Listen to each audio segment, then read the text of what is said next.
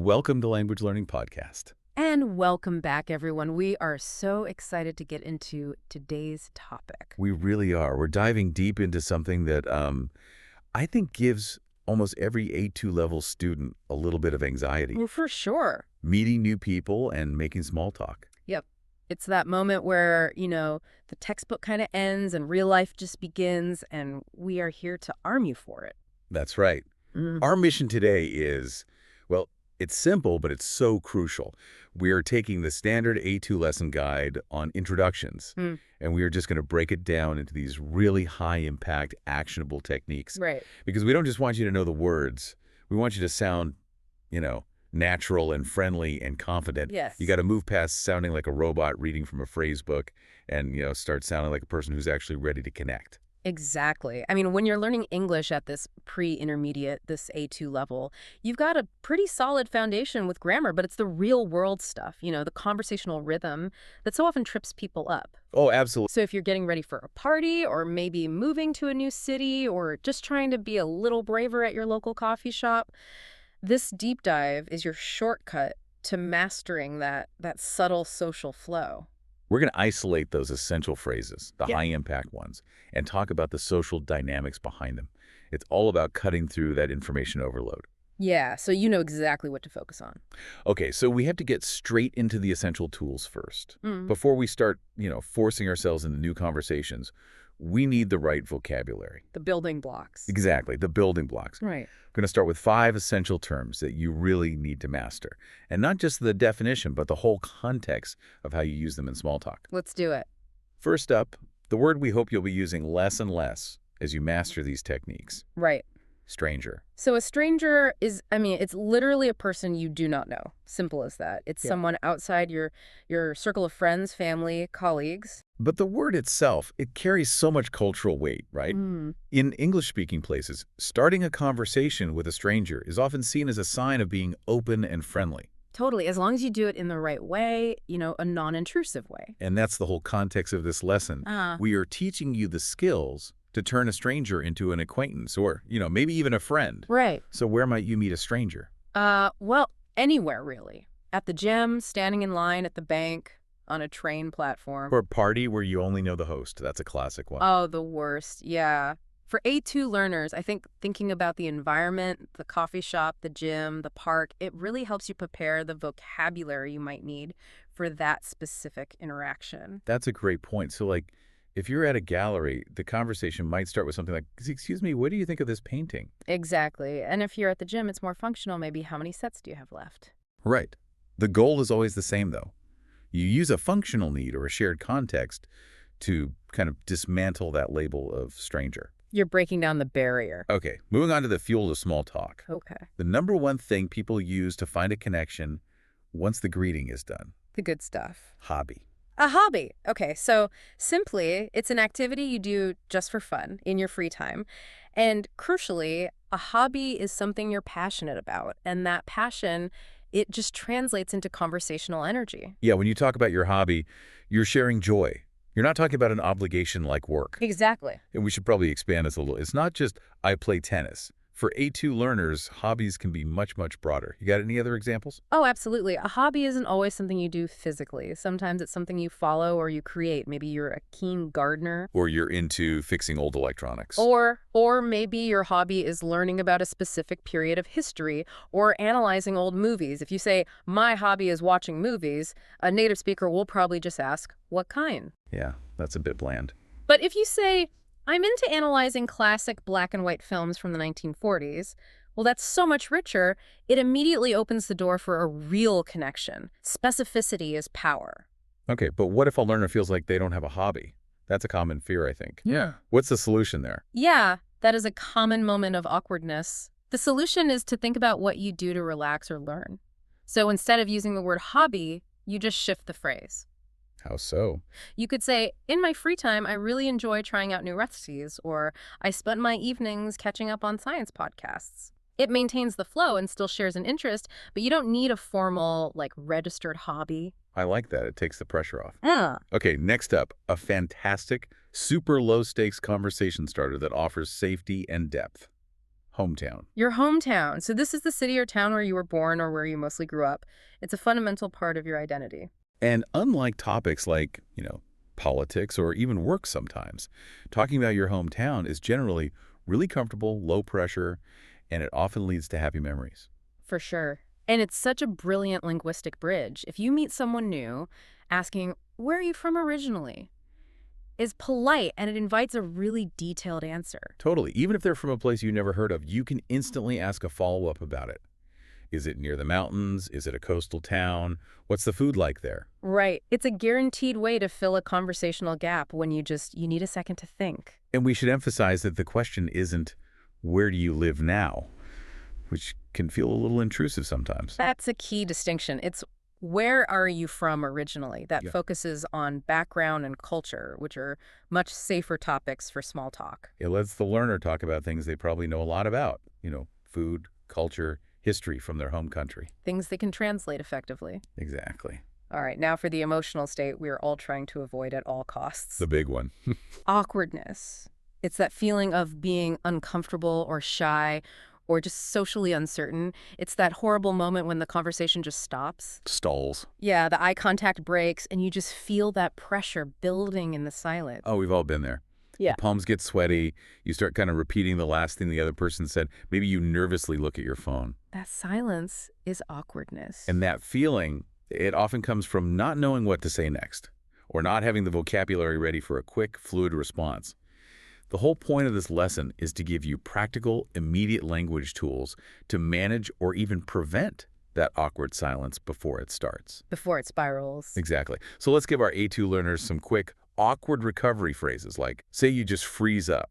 What are 3 specific lines you can use to buy yourself some time? Excellent point. Recovery is key. Okay, 1, if you didn't hear the question clearly, instead of freezing, just immediately say, "Sorry, I think I missed the beginning of that. Could you say the first part again?" Buys you time. 2, if you heard it but you need a moment to think of the answer, try. That's a really great point. Let me think about that for a second. Okay, I like that. It's honest. And 3, you can use an unexpected neutral affirmation. Something like, interesting, I haven't considered that. All 3 buy you vital seconds to gather your thoughts without that deer in the headlights silence. That's the difference right there. You're using language functionally to manage the pressure, not just freezing. And finally, the ultimate goal of any successful small talk exchange. The prize. Common ground. Common ground. This refers to shared interests, beliefs, or experiences. This is the gold standard because it lets the conversation become, mutually interesting. You move past the interview stage. Yeah. When you find common ground, maybe you both love the same kind of music, or you both realize you hate the same reality TV show, the energy completely shifts. It does. You stop trading facts and you start trading opinions, which is so much more engaging. This is where fluent conversation really deepens naturally. And the common ground doesn't have to be some major life event. It can be tiny. So small. Like realizing you're both waiting for the same bucks, or you both agree that this particular brand of coffee is the best. Those little shared agreements are the micro moments that build rapport. Totally. So we've got the vocabulary, stranger, hobby, hometown, awkward, and common ground. Now let's see how they come into play in that first scary step, the greeting. And before we jump into the dialogue, we need to talk about rhythm. Learning the words is one thing, but mastering the pace of a native speaker, that's a whole other level. That's a great bridge because a native English conversation, it's not usually slow and methodical. It's fast, it uses contractions, and it relies so heavily on intonation to sound friendly. For sure. At A2, you need to get that "how are you?" Often sounds more like "how are you?" or "how's it going?" Exactly. That speed, the contractions, it all signals comfort and casualness. We want you to practice speaking at a pace that suggests you're engaged, not, being super cautious. Okay, let's listen to our first dialogue. This shows the perfect low-stakes icebreaker. We're at a busy coffee shop. David needs a seat near Sarah, and he uses that need to start a connection. All right.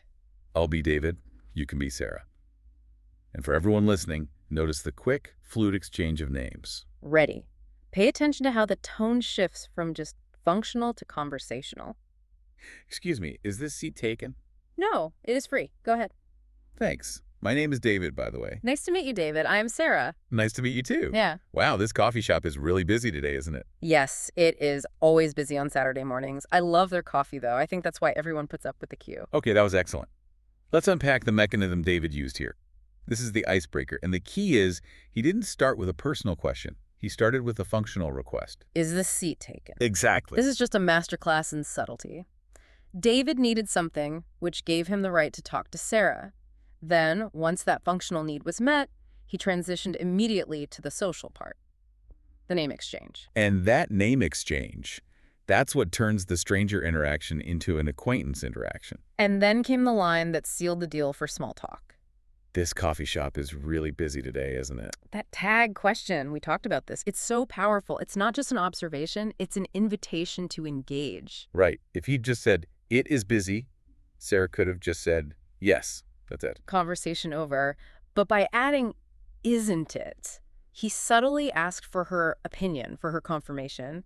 He basically forced her to give a full sentence response. Which she did by adding her positive feeling about the coffee. She built on it. And that is the beautiful low-stakes move. David used the shared reality, the busy cafe, to create instant temporary common ground. If the weather had been terrible, he could have just as easily said, "Terrible weather today, isn't it?" It's universally effective because it doesn't require Sarah to be clever or vulnerable or share anything personal. She just needs to confirm a fact they both can see. Yes. So for A2 learners, a great piece of homework is to practice this. Just make 3 simple observations about your current environment and frame them as tag questions. Like, the music is loud, isn't it? Or, the lighting in this room is bright, isn't it? This elevator's slow, isn't it? Exactly. So simple, but so effective. Okay, but let's throw a little fiction in here. What if the environment is totally neutral? And maybe the cultural norms are a bit less open. Like, what if you're somewhere where direct compliments are inappropriate? How do you break the ice then? Ah, okay. That requires focusing on the logistics of the interaction itself, not the environment. So if you're standing in a long, boring queue, you can always use the shared frustration icebreaker. Shared frustration. How does that work? You make a comment that gently acknowledges the mutual inconvenience. Something like, "Pardon me, do you know how long this line usually takes? I've been waiting 20 minutes already." Ah, so you're not criticizing the person, you're bonding over the annoying situation. Precisely. This creates an immediate low-stakes response like, "Oh, it always takes ages on Wednesdays," or "I think they are short-staffed today." And boom, that shared moment of light complaint creates instant rapport. That's a great strategy because a shared experience, even a negative one, is better than no shared experience at all. And another technique, which is really useful in professional settings or classes, is the open-ended question about the topic. If you're waiting for a meeting to start, you could say, "I'm quite nervous about this presentation later. Have you seen the agenda yet? What are your thoughts on topic A?" So you're focusing the conversation entirely on something external, something objective. You are. And what's fascinating here is that every successful icebreaker, whether it's David in the cafe or us complaining in the queue, is about removing the spotlight from the individuals and putting it onto the shared situation. It gradually removes that stranger label. And notice how David's approach gave Sarah a very easy out if she wasn't in the mood to talk. That's true. If she had just responded yes to his tag question and then immediately pulled out a book, David would have gotten the signal. He could have just dropped the conversation gracefully. The technique is non-committal, which respects the other person's space. That respect is so important. Okay, so we've broken the ice, we've exchanged names. Now we need to move to the real meat of the conversation. I remember finding genuine connections. Right, and the transition from logistics to interests, it needs to be fluid. This is where we emphasize that phrase that really conveys enthusiasm. I am into. Yes. This phrase is a game changer for A2 learners. Saying, "I like photography" is, it's correct, but it's a bit bland. It's flat. Saying, "I am into photography" makes you sound engaged, passionate, and frankly, just more like a native speaker. Yeah. It immediately signals that this is a topic you actually want to spend time talking about. And remember the structure. It's "I'm into noun" or "I am into gerunding." You got to practice using it correctly. "I am into learning new languages" or "I am into collecting old coins." Okay, let's talk alternatives again. If someone says, "I am into photography," what are some ways the other person can show even deeper interest beyond just saying, "That's cool"? That's a great question. You should use a quick follow-up question about the depth of the hobby. So instead of just, "Oh, try asking, how long have you been into that?" Or "Do you do that professionally or just for fun?" Ah, so you're showing you're listening, and you're genuinely curious about their level of commitment. Exactly. All right, let's see this in action at a party. The environment's a bit louder, more social, so it's perfect for sharing interests. I'll be Emily, the enthusiast, and you can be Mike, the curious conversation partner. Okay, setting the scene, Mike is ready to find out about Emily's interests. So, Emily, what do you do for fun outside of work? It looks like you're having a great time here tonight. Well, I am really into photography, actually. I take my camera everywhere, especially travel shots when I get a chance to leave the city. What about you? Do you have any major hobbies that keep you busy? That is cool. I'm not very artistic, to be honest. I prefer competitive sports. I'm really into fitness, and I play tennis every single weekend. Oh, really? I tried tennis once, but I was absolutely terrible at it. I think I broke 3 rackets that afternoon just trying to hit the ball. Oh, no. I know the feeling when you first start. It definitely takes practice. But hey, if you ever wanted a casual lesson, maybe I can teach you someday. Okay, that was excellent. The key insight here, the most crucial move Emily made was asking, what about you? It is the embodiment of reciprocity. The conversational safety net. It is. If you forget to ask, what about you? The conversation just dies. Or it gets really awkward because you're forcing the other person to invent a topic switch. That simple 3-word phrase is vital. It shows good social manners and makes sure the conversation is a two-way street. Yeah. It stops it from feeling like an interview. The dreaded interview. Yeah. Now let's dissect Mike's response. He didn't have the same hobby, but he used contrast to keep the momentum going. I am not very artistic. I prefer sports. How can A2 learners use that technique, leveraging a difference to create a connection? By using positive acknowledgement, followed by that contrast, Mike basically said, I respect your interest, but mine is different. This opened the door for Emily to comment on the contrast, which she did playfully by saying, I was terrible at it. Then that led to a shared laugh and that playful bond. So the connection isn't even about photography or tennis anymore. No, it's about the shared experience of trying and failing, or dedication versus preference. And that shared laugh and the open-ended offer, maybe I can teach you someday, that signals they've successfully found common ground through humor and vulnerability. They are definitely not nervous strangers anymore. This also shows that common ground doesn't have to be a shared experience. It can be a shared attitude. They both respect the effort it takes to pursue a passion, whether it's hitting a tennis ball or composing a photograph. I think A2 learners often stop talking about their interests too soon because they're afraid they're boring the other person. That's a real fear, and that's where you need to check in. If you sense the other person is maybe glazing over a bit, you can use a conversational check-in phrase before you ask, what about you? Like what? Try saying something like, I could talk about this all day, but I should probably stop now. What are you into? It just shows you're self-aware and considerate. That's a good one. So remember the rule for sustaining a conversation. Use I am into for enthusiasm. Be specific and always, always pass the ball back immediately. The polite exit. We've had a great interaction. The ice is broken, interests have been exchanged, time has passed. Now the exit. And this has to be handled with care to preserve that positive feeling you've built. Yes, we've stressed this before. You can't just say bye and walk away. It can feel so dismissive. In English social interactions, you have to signal the exit by giving a clear, simple reason for leaving. We have a 3-step closing sequence that ensures politeness and maintains the relationship. You really need to practice the tone here, moving from warm appreciation to a necessary departure. Okay, step 1, the appreciation signal. The key phrase is, it was great chatting with you, and you have to deliver this sincerely. It affirms the value of the time you just spent. It's like a retroactive compliment. Some alternatives could be, I really enjoyed our conversation, or it's been lovely catching up. Yep. Then step 2, the reason and the signal to leave. Use the phrase, I should get going now, and then follow it with a simple, non-dramatic justification, like, what if the learner just has another appointment? A great functional reason is, I should get going now, I have to meet a friend at 6, or I should get going now, I have a quick errand I need to run. The vagueness of running an errand is totally socially acceptable. You don't need to explain.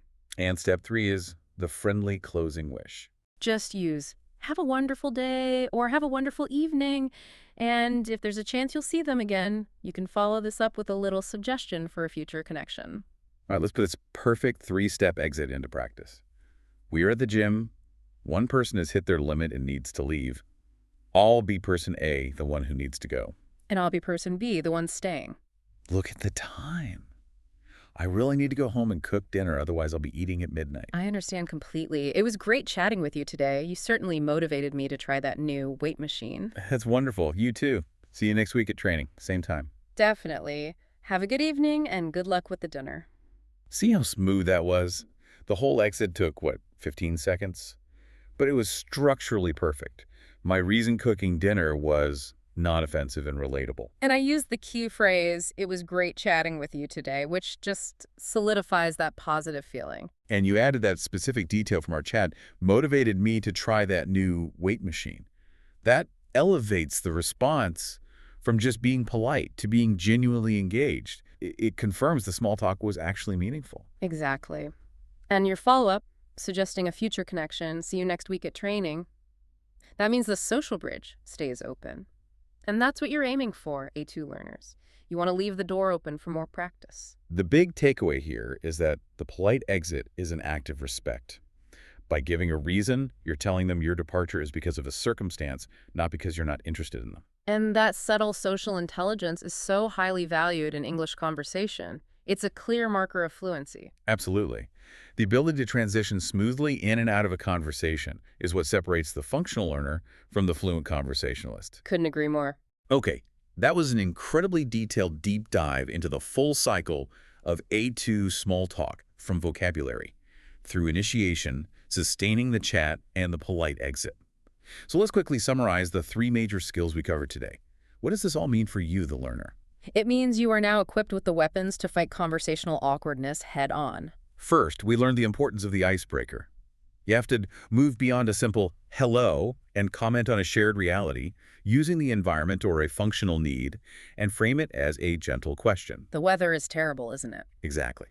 Second, we focused on sustaining that interaction by talking about interest with the enthusiastic phrase, "I am into." And most critically, remember the power of reciprocity.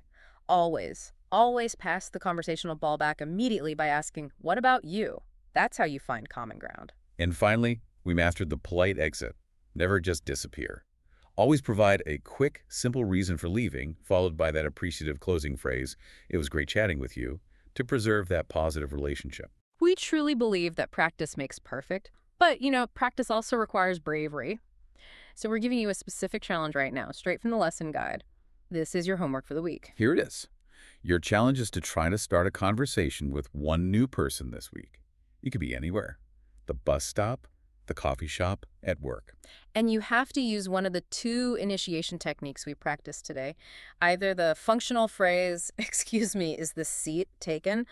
or just talk about the weather or the environment, using a tag question to invite a response. And remember, it doesn't have to be a long conversation. Just practice the start, the introduction, and the polite exit. That's the hardest part. Just take that small step. The words are simple, and you now have the social strategy to use them. Confidence really does come from repetition. It really does. And to leave you with a final provocative thought to consider this week, we've really emphasized the structural stuff, the grammar, the phrases. But ask yourself this: if you use perfect grammar, but you deliver the phrases with a dull, unsmiling tone, are you going to make a friend? Probably not. Right. So how much of successful small talk is about the words themselves? And how much is about the enthusiasm, the smile, and the genuine interest you show? Sounding friendly, not robotic, is often way more about your energy and your delivery than your perfect A2 grammar.